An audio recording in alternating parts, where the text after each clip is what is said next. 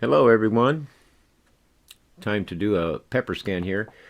Josh Gunderson, a member of the users group on Facebook for the Revopoint POP scanner, this nifty little handheld scanner, saw one of my posts where I posted just a little few second video of this pepper scan, and he asked if I could show how I did it. So since I didn't document it when I did it, I had to try to reproduce it.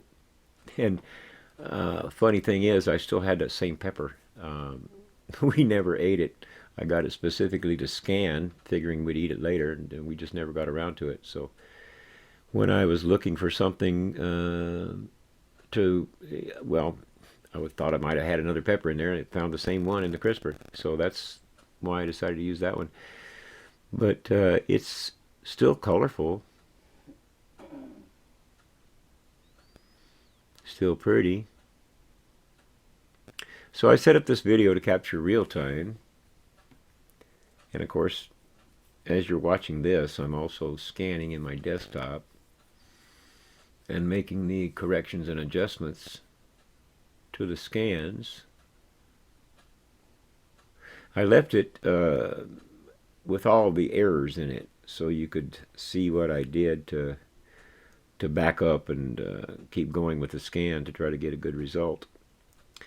And I'm sure I know you can slow down the video if you want to see more real time. This is about 500% speed, so you might miss a few little things. But now see, I'm manipulating this to see what it does in the scanner. And I typically let it do automatic.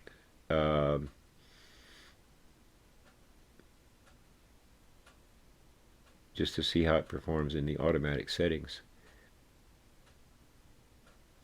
And most of the scans I've done are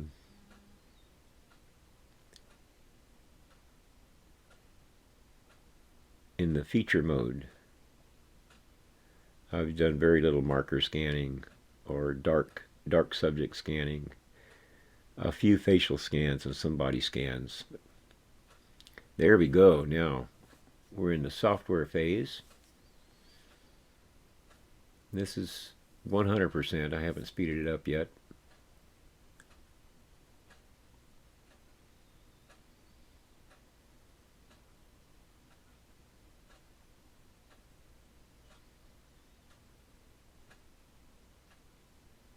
What I try to do is I try to start out with start to scan with a side that shows some distinct, unique features, so that it has something to grab onto when I move the scanner to get another part of the object.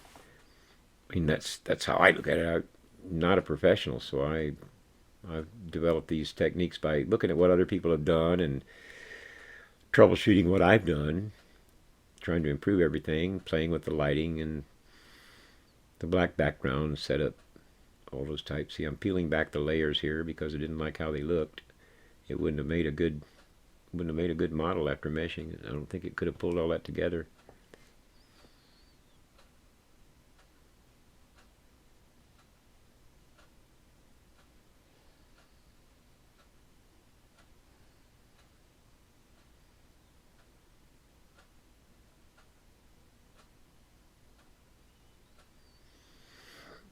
Yeah, the revert key is pretty handy. And the space bar is, using the space bar to start and stop is pretty handy too. I liked it when they added that. There we go. We're peeling some back again. Peel some more back. It took quite a bit of time. I think altogether I spent a couple of hours, maybe. Of course, I was managing the video equipment too, but I think altogether it was a couple of hours to get a nice scan that I was happy with.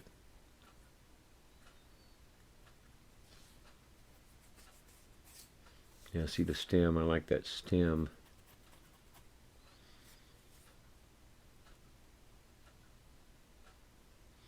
I just can't say how much I love my pop. I love my pop. This has made things become possible that I thought were out of reach because of the price of scanners. But Revopoint did it. They brought it down to an affordable price for a hobby scanner, and the accuracy is incredible. I don't know if you saw my Sumo scan, but it was pretty good, and I hope to do some more detailed things. I got some ASUB sublimating spray that I intend to try on some things that I had trouble scanning. And I have the spray chalk, the dry shampoo. I have some Gold Bond body spray. What I found in the chalk is that the testers seems to work pretty well. It's a little bit messy to use because it goes on like paint. It goes on like paint. But when it dries to kind of a shell that resists damage when you handle it.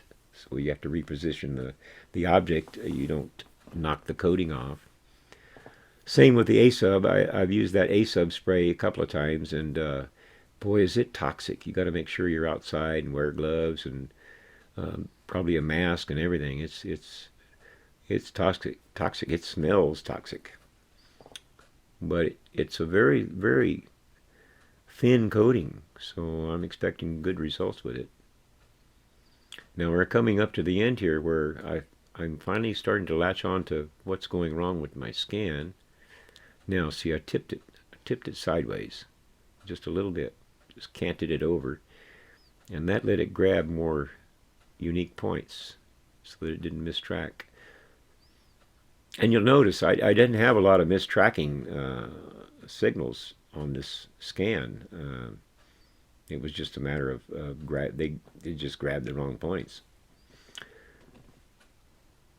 Yeah, see, that was working because I'm not peeling any more layers off. Don't have to do any more of that. And you'll see that at one point here, I thought it would be good to, there we go.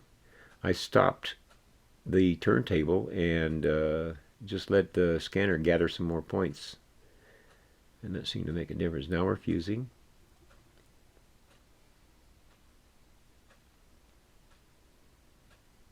A nice frame count, 1058.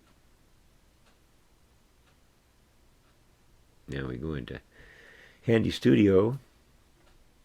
And I like to examine it a little bit first in there, spin it around, and look at what I collected. It looks pretty good. There's a couple of holes in it, but that's no problem. The software is easy to use. It's very good for the purpose. And then, of course, for those who want to get really esoteric, you can get into Blender and Mesh Mixer and Mesh Lab and all those things. But see, Handy Studio did it. Did it really well. There you go.